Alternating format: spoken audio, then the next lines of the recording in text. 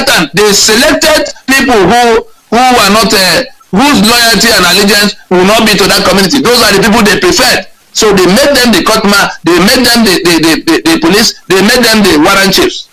That's how we came about this kind of people whose allegiance is not with their people. That's why they outnumber the rest of you in terms of owing allegiance to the enemy that is invading you. So this local government autonomy that has now gone to Supreme Court, let me tell you the danger. Since they could not do it by amendment, they have gone back to the Constitution to say that yes, there's a federation account, there's a federal federation allocation that goes to the states. Not only for the states, allocation is different. The one for local government is now paid into a joint account. So they want to use the influence of the Supreme Court that they control to now say that since the Constitution intended that the money should go to local government, Governor, you have been seeing it, therefore Supreme Court says that the local government should get, so they will use the Supreme Court to bypass the Constitution that had its reasons. Is it that the Constitution did not know the address of the local government chairman all this while, or the local government councils all this while? The Constitution knew there was a reason. They put that because we are now talking about regional autonomy.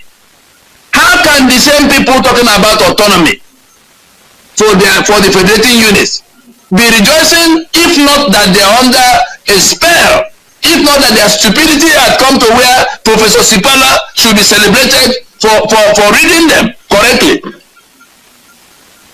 Is it not utterly stupid to demand autonomy for the federating units and be celebrating the attempt of that same enemy that took away your autonomy at the level of state, at the level of regions that were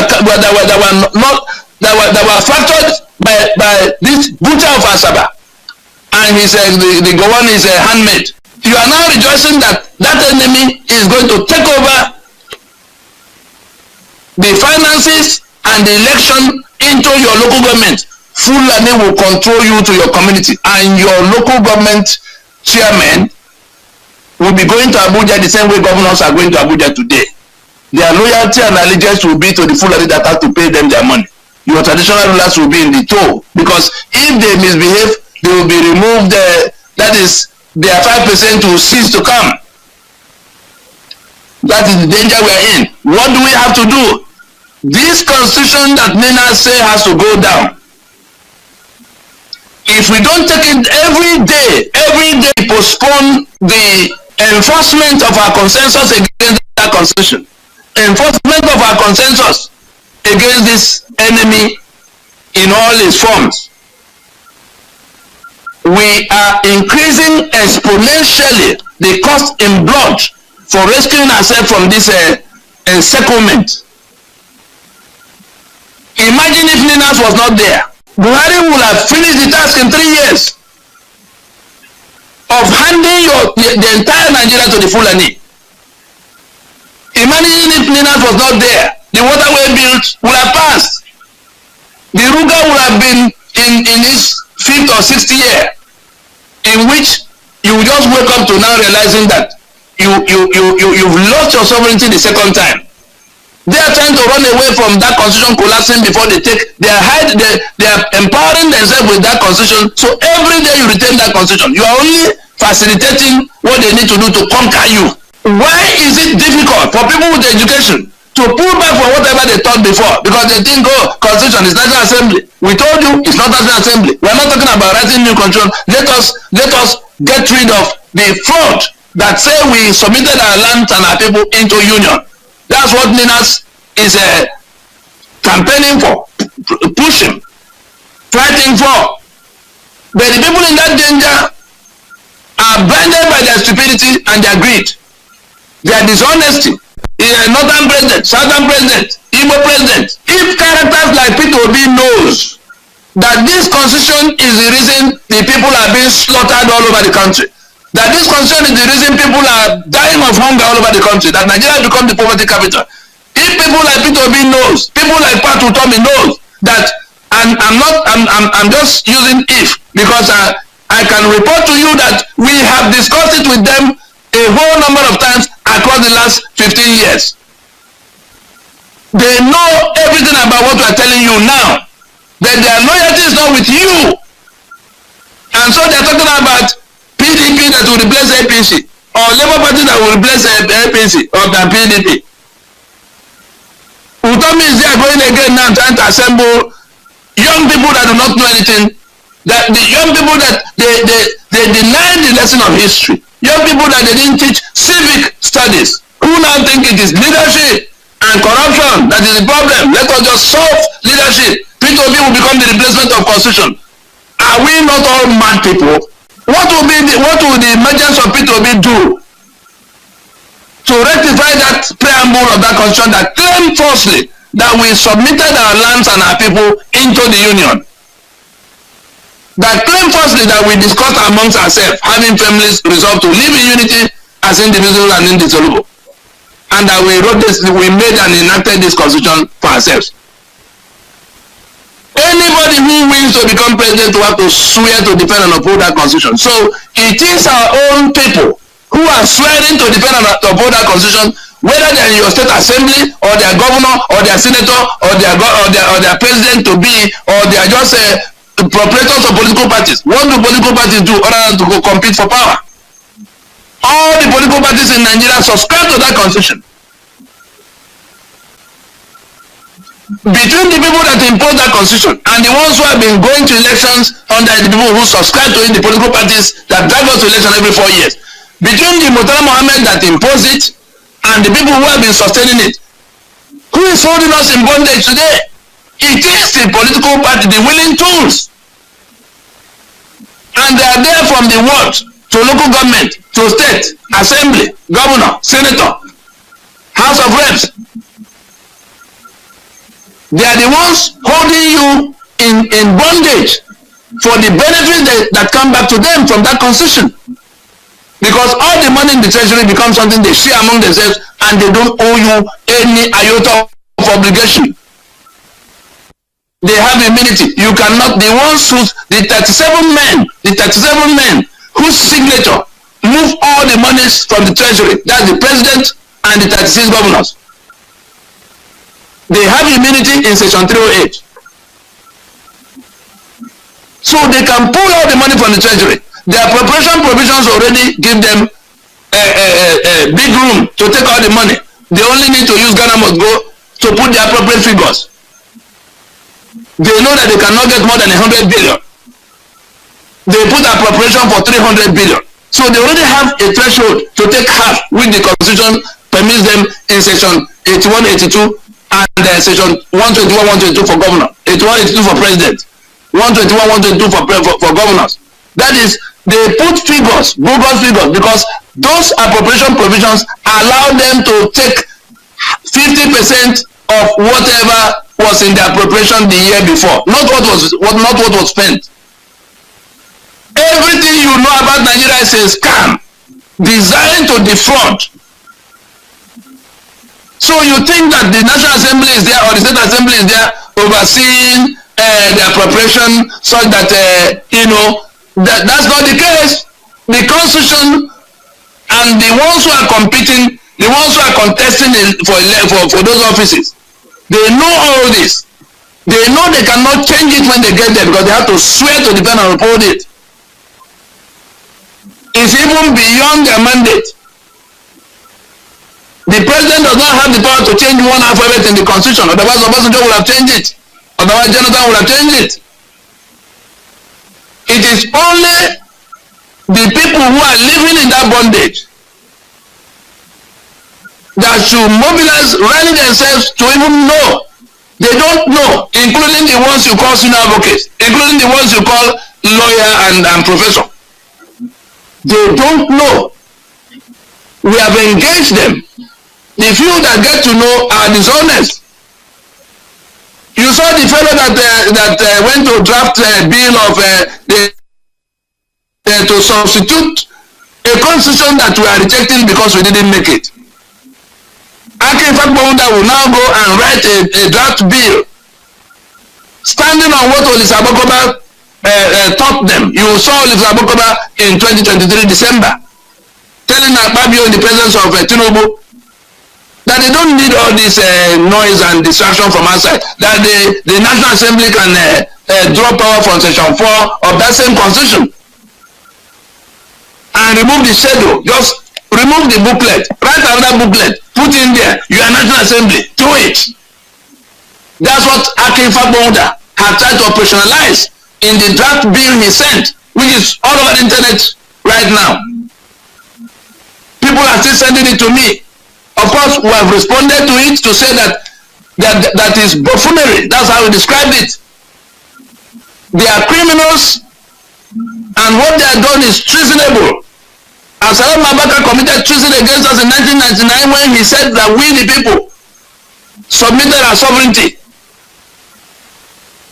This National Assembly that have been hanging onto that constitution, they have been compounding that treason, but they now know that we have defeated that constitution. So they want to just find a happier way. Olusegun is guiding them in that happier way.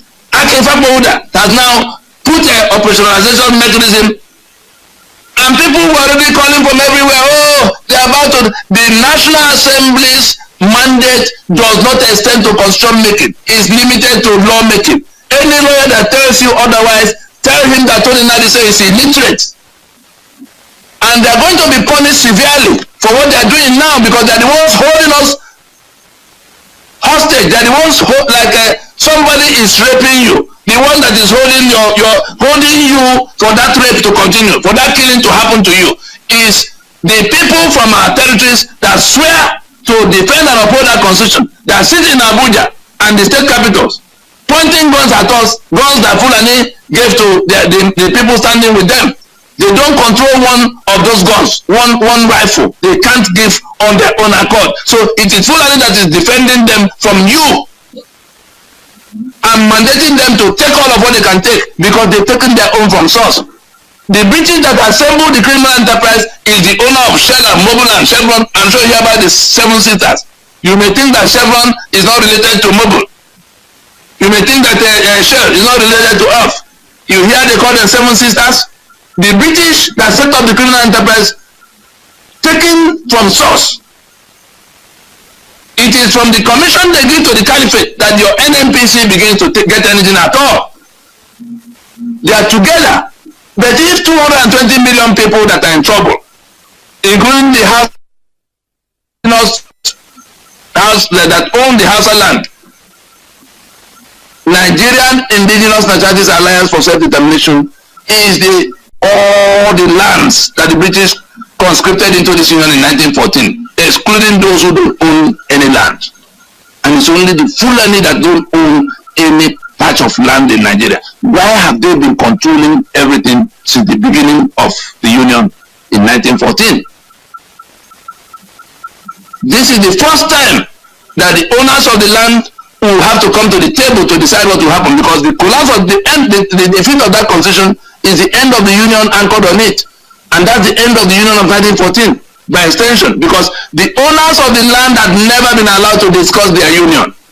Not in 1914, not in 1922, not in 1946, not in 1959. You hear about Littleton and McPherson and Richard's constitution. All of those, the owners of the land, the Yoruba had never been invited as Yoruba to decide whether they want to be in union with Ijo and Igbo and Beromantif. All the way to now, the one of 1999 still staring at us in the face. No meeting at all. One Nicky Toby goes to town, then goes back to one Absalom Abaka, and he says, okay, most people want a return to what Murtala Mohammed commissioned in 1975. And then it became constitution. And for 25 years, we are still carrying it forward. And people in 2024, seeing all of what they have seen, are still holding meetings that will become election in 2027. I tell you, if they are allowed by the people who are suffering from that constitution to gather traction and begin to go towards another election under this constitution, then you all truly deserve to perish. You don't deserve to own any land. You are being told something that has ruined several generations, and it doesn't bother you because you are still getting by. Ninas will do what it can, but you know what? We told them don't go to 2015. They ignored it and went. Buhari happened. 8 years. Their lives turned upside down. They thought they had gotten to the end of the pit. We began to shout from that time, if you go to 2023, the Fulani that imposed this constitution are dragging you to election to sustain the union. It doesn't matter that one of them may not be president. As long as that constitution is in place, they are taking 72% of everything on the table. They are in control of the guns everywhere they are. It doesn't matter that some fellow say he's commander-in-chief. If he's commander-in-chief between him and Fulani, who were those who will be heading people in Ekiti? The kings of Ekiti. You don't know the covenants that this interregnum president has made with the caliphate. The day you get to know, you will run away from this land. I think enough have been said. What Ninas is telling everybody is that we must, as a matter of urgency, get up and declare in every way we can that we will not proceed to another election under this constitution. That we must go to transition now as a mark of our rejection of that constitution. If we do not say so, and we allow characters like P2B to gather people to say they are going to election in 2027, it will then be our fault. We saw what has happened from going to election in 2023. From the 2020 constitutional force majeure, should we have gotten to election if people listened? The 5-point proposition of Ninas is the last boat leaving the harbor for those who have been living in this danger. If we do not board that boat by stopping by whatever means the political parties that want to drag us to election in 2027, we must be able to stop them in 2024 as a mark of our rejection of this constitution that has ruined our lives for at least 25 years. We can't go to this election because we are rejecting this constitution. We must go to transition now. Otherwise, the union will go into dissolution. We don't need any meeting. We don't need any meeting for people to take their cautions and leave. The guns you didn't have. What Ninas has done has freed your land, has freed your economic assets, has freed your right to access gun to defend yourself because there is no union. It is that false claim that we submitted our lands into this union that is holding your land into the union that the Fulani control, that gave them the gun to point at you and tie your hand to the back, that gave them your economic assets. That's why they have oil block. Your land is oil block for them. Your land is port concession for them. Your land is electricity control for them. It is within our reach to do. We have a choice to do it. And if we fail to do it, I tell you, we have chosen to perish. We'll leave it here. Thank you for listening. Is there a way that we can say for sure that the part of this president's agreement, like surreptitious agreement with them, might actually involve this RUGA? I would like us to get a sense of the seriousness of this, because if this is one of their covenants, then I think we should probably amplify this a little bit more. Is there a way we have a measure of confidence or any data that this might be part of the closed door, or is there a way we can find out? And so secondly, what needs to happen now to kill that initiative, or is it already dead? Is it something they are still thinking about? They have the first part of the question to ask of evidence of a secret undertaken a secret covenant. The evidence is in the fact that something that should not happen is happening. Something that should not be done is being done for no other reason that can be cited. Remember, the day Mefele was removed, looking for evidence, the day Mefele was removed, that same day, 2 letters were signed by Bola Tinubu. One, removing Mefele as Central Bank Governor. The second, removing Mele Kyari as Group Managing Director of NNPC. That same day, Mefele did not sleep in his house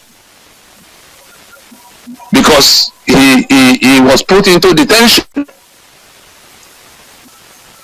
But the same day, Mele Kyari not only remained in NNPC, he returned to work the next day, and in a matter of few days, his tenure was renewed.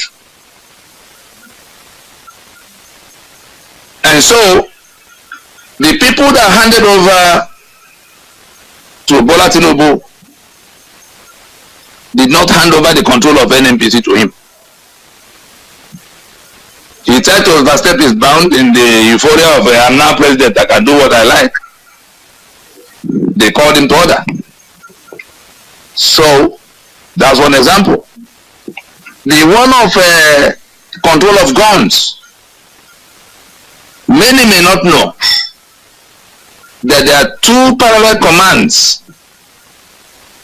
The people that wear the big ranks and the people that control the guns. You remember the day they killed people at the toll gate? It was a Lieutenant Colonel Bello that led that operation. The GOC in Lagos and the commander, the brigade in Bonicam, none of them knew.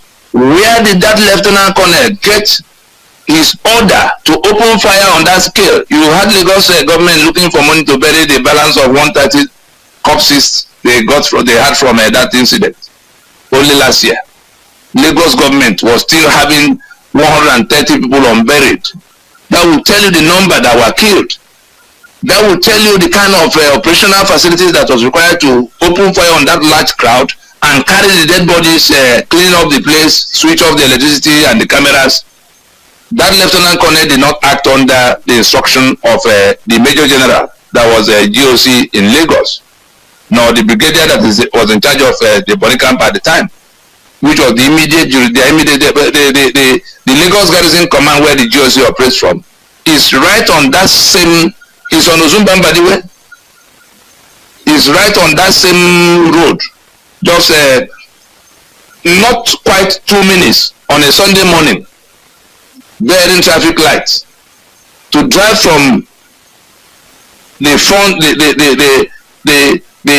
where the GOC operates from, to that point where that, how did that Lieutenant Colonel, not even a court, do something that only the Commander-in-Chief can approve of? That command of the armory that the British handed to Ahmadu Bello in the concluding stages of the discussion for independence, which was why Ahmadu Bello overran Awolowo at the point of election in 1959, put him in prison, suspended the Constitution of Western Region in 1962, May 29th. That parallel command was the reason Ahmadu Bello was overrunning the thief that tried to resist and the Western region that tried to resist on the streets of Ibadan. It was to break that command that Nzogbu and Co. came to rescue those who were being beaten down.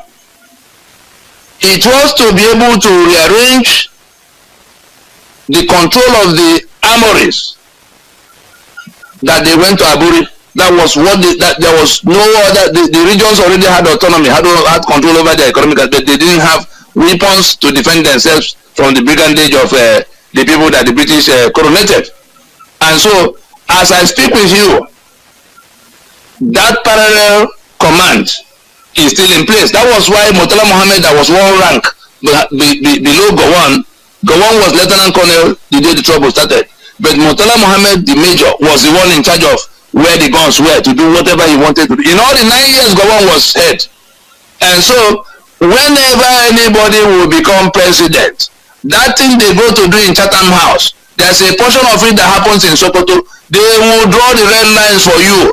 Peter will be covenanted with them. You heard when we accused him and he had no answer. And then instead of even finding an answer, he came to do it publicly, having done it privately. Didn't you see him in the Arewa house in Kaduna, pledging to them that he will not touch this constitution? And so there are covenants. There are covenants, and it is by the manifestation of the actions that you are able to. You had the language I used. I say we allege. For what other reason will they want to railroad local government autonomy in this manner? They have tried it by amendment of constitution. We blocked it. They now want to fall back on Supreme Court to bypass what had been defeated. So we allege. And if we choose not to believe it, so be it. Anybody that chooses not to believe it, asking me for evidence of something that was done in the dark in the coven of witches, but which we are seeing being executed in the daytime. There's no other evidence anybody will require than the fact that we leave all the antelopes of corruption happening, and we are chasing after the corruption of local government. What of the bulk of the money that is in the hands of the governors? What have we done about that? What about the corruption happening in Abuja day and night? If corruption is the reason we have to go to hand over the control of local government to, and if we, assuming we have no evidence at all, we are just drunkards. What is INEC control of local government going to translate to in the manner of what we have explained so far? And so we are going to work with that. We have made our calculations. That's what I didn't say we saw them meeting and agreeing. We said we suspect. We say that it is our conclusion that that's what they are going to do, because when we were fighting it at the time, it was going as amendment. That was how we approached it. And the thing was contained. If you are saying whether it's been done or it's been abandoned, the Supreme Court gave the Tinubu presidency, took the 36 governors to court because they want the Supreme Court to roll it through very quickly for them. Supreme Court has given them 7 days because they went ex-party. Supreme Court said 36 governors, come and tell us why we can't separate you from the local government account. We are still in the midst of that 7 days. By the close of this week, it will have passed. The Supreme Court can choose any date to give a ruling, and that will be the business done. Then I don't know what the National Assembly will have to do to reflect, because they will now have to make a small amendment that will be they could actually avoid the corruption and use some other method. So we are close to where it can be finished. If more people do not join, because the people who work in local government and all kinds of people who think that more money will come and they will get more development, that's what they are selling, that the governors are stealing. But what is in the, we are running away from the autonomy that have been hijacked at the level of state. The same we are not seeing the danger in that autonomy being eroded further down to local. So the Fulani will be in control of the 704 local government areas. All the communities, they will be in charge of processing your councillors. They will be in charge of processing your council chairmen. And since they get their money directly from Abuja, they don't have to pay attention to any governor or anybody in that state. As long as Abuja is satisfied, go and look at what has happened to NDDC. Go and look at what has happened to Niger Delta. What's the one amnesty program? It is the Fulani that decide who gets what in terms of the jobs that have to be done. Now the 80% of that, all the money they have to spend. Go and find out who actually controls. But it has your name. And so when they take charge of something, because it is tied to the presidency, when they take charge of something, they process in the manner you have seen them processing all the while. Who will be your councillor? Who will be your local government chairman? That's what I can say. The business, they are in the midst of that business now, and it is our suspicion that it was one of the principal covenants that Tinubu might have made with them to coronate him president in an election he did not win. That's my answer.